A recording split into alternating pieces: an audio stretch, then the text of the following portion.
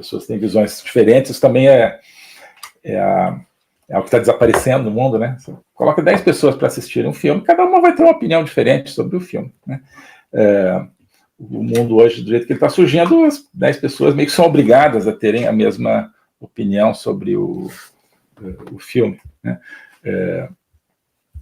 Então, a gente cada vez vê mais isso. A pessoa, não, viu, você não sabe se gostou do filme, o que você achou, se você é a favor ou contra, antes de ler, né, ou de ver nos canais de informação que fazem a sua cabeça, se, claro, não é o caso de vocês aqui, né, como uma pessoa imaginar, antes de ver nesses canais se você deve gostar ou não daquele filme, se o filme é bom ou não, se você é contra ou a favor, né? Então, está sendo assim, acho que com esse filme aí O Som do Silêncio, né, sobre tráfico de crianças, um filme que fez um sucesso estrondoso nos Estados Unidos, agora acho que está passando no Brasil, né? Apareceu como ninguém imaginava, né? Apareceu como se fosse um projeto, um filme de um nicho, assim, que meia dúzia de pessoas, né, assistiriam. Foi recorde de bilheteria, bateu os filmes aí de Hollywood que estão concorrendo com ele, e já rendeu 300 milhões de dólares nos Estados Unidos esse filme do Som do Silêncio, sobre o tráfico de crianças.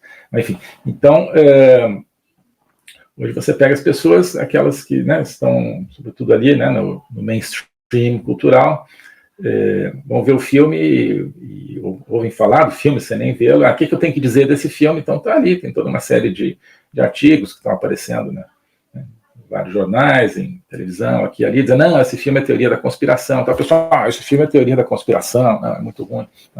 As pessoas já não se permitem assistir com seus próprios olhos as coisas e opinar com seus próprios olhos. Enfim, então, cada um aqui terá uma opinião diferente, né?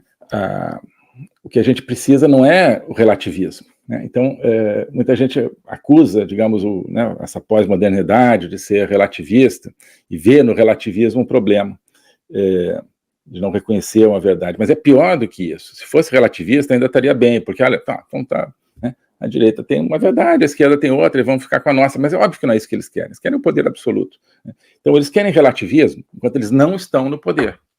Enquanto eles não estão no poder, falam, a direita está no poder, vocês não podem dizer o que é verdade, não. Vocês não podem dizer o que é verdade nem na matemática, nem na ciência, nem na química, nem na sociedade.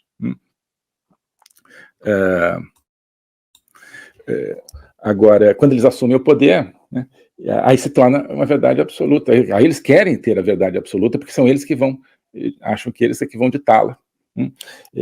Então, aí, claro, não querem mais relativismo. Aí eles querem, então, isso que eles chamam, então, vamos assumir o controle de produção da verdade. Só um segundinho.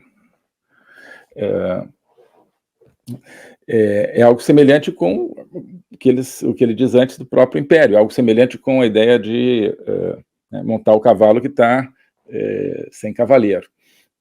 Então, havia, né, uma estrutura social e tinha um certo conceito de verdade, né, montado nele. O liberalismo se achou triunfante nos anos 90, então a gente não precisa mais dessa questão de verdade, né, isso é coisa de filósofo que não tem mais o que fazer, vamos cuidar aqui da economia, do comércio, então não tem mais verdade. Aí, não, agora os marxistas vão lá e falam assim, não, nós aqui vamos sentar a verdade em cima desse cavalo. E ele se põe, então, a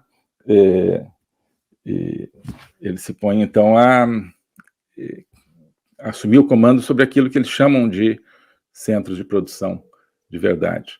São os centros de ensino, universidades, mídia, todo esse sistema. Deixa eu ver aqui. Estou tentando aqui. Eu vou achar aqui a citação direitinho. Está aqui, achei. 174. Pronto, olha aqui.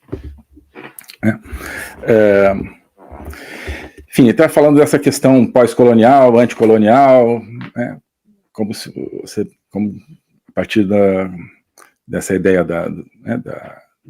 não ter uma verdade única, que a verdade única é uma produção dos colonialistas, né, dos patriarcais, né? Mas ele diz, olha, nós não devemos tomar esse reconhecimento, né, de que existem diferentes verdades, né, de diferentes grupos, como uma refutação completa do conceito de verdade. Não é... deixa eu botar aqui, compartilhar com vocês, né, já que a gente está aqui. Então, share screen, window, está aqui. Então, está aqui nesse parágrafo de cima, né? Vou iluminar aqui a partir daqui. Tá? Highlight. Então, nós não devemos né, fazer uma refutação completa da verdade, basicamente o que eles estão dizendo. Não é uma questão de um ou outro, de either or, né, de ou é verdade ou é relativismo. Né. A diferença, o hibridismo, a mobilidade, não são libertadores em si mesmos, né, e também não são libertadores em si mesmos a verdade, a pureza e a estase, né, quer dizer, a permanência. Então, o que é libertação? O conceito deles, libertação é a conquista do poder absoluto, né? É o oposto da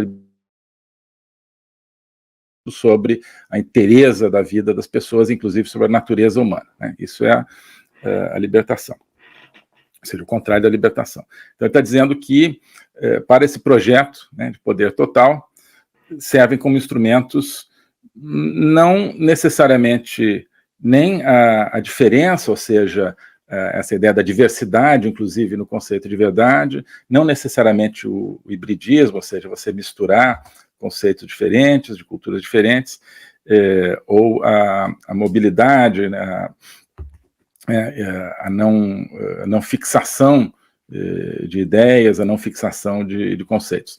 Também não necessariamente o oposto disso, não necessariamente a verdade, a pureza e a permanência, né? A prática revolucionária real, the real revolutionary practice, né, refers to the level of production, né? Isso é fundamental, isso é hiper marxista, claro, né? Está falando de prática revolucionária, né?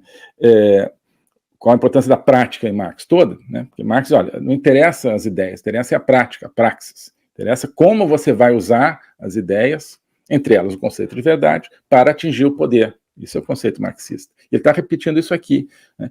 Então, não importa, né, verdade ou relativismo, não importa você ter um conceito de mobilidade do pensamento, ou um conceito de permanência do pensamento, ou seja, você tem valores superiores, que são independentes das culturas, ou se todos os valores são dependentes de cada cultura, não importa isso, né? Porque isso aí não está no domínio da praxis, da prática, da busca do poder, né? da conquista do poder, né? Isso não é a prática revolucionária real, né? A prática revolucionária real, dizem eles, se refere ao nível da produção, tá? Isso como lá em Marx, isso como em Marx, né? Marx também não estava interessado em, né, discutir, né, o conceito da integridade do ser humano, né, da dignidade, se o ser humano ele se realiza no trabalho ou não, né, se a propriedade privada, por exemplo, é inerente ao ser humano ou não, se é bom ou, em certos casos, se é ruim em outros, qual é a origem da agressividade do ser humano, muito menos se o ser humano tem uma essência, uma alma imortal ou não. Marx não quer saber disso, quer saber de como é que você conquista o poder numa revolução, concentrando esse poder na mão da sua turma. Então, o que importa para Marx é a produção, é na relação de produção que tudo se resume, porque é nessa relação onde se dá a possibilidade de um grupo de pessoas se revoltarem contra o outro e derrubarem a ordem de poder das coisas e entregarem, no fundo, o poder para um pequeno grupo de líderes que vai, em nome dessa coletividade, estabelecer aquilo que na prática é uma ditadura.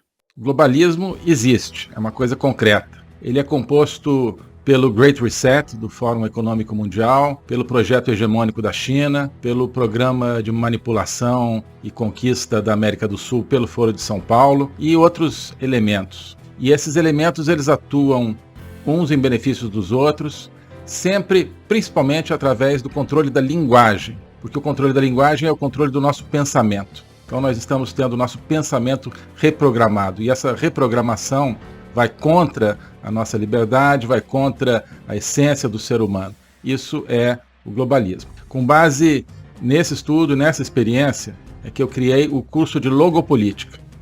Toda semana eu dou aulas sobre geopolítica, literatura, filosofia, cultura de um modo geral, tudo isso em conjunto formando um espaço de conhecimento que eu denomino a logopolítica, para nós não apenas entendermos a ameaça do globalismo, mas podermos nos contrapor a ela. Se você quiser entrar nesse projeto de conhecer o globalismo e enfrentar o globalismo, clique aqui